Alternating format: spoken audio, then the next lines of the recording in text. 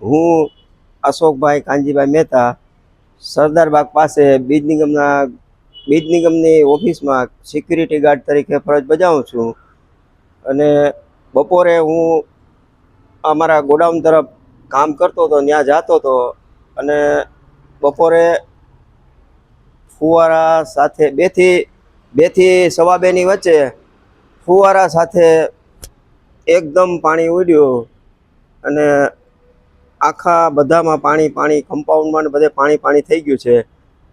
ને ગોઠણ સુધી પાણી ભરાઈ ગયું છે બધે.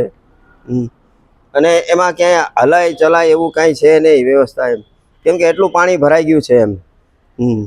ને કોઈ આવી જઈ શકે અને જઈ શકે એવું કોઈ વ્યવસ્થા જ નથી. એવી રીતે ભરાઈ ગયું છે બધું પાણી અને ફુવારા પણ બહુ ઉડતા હતા અતિશય એમ.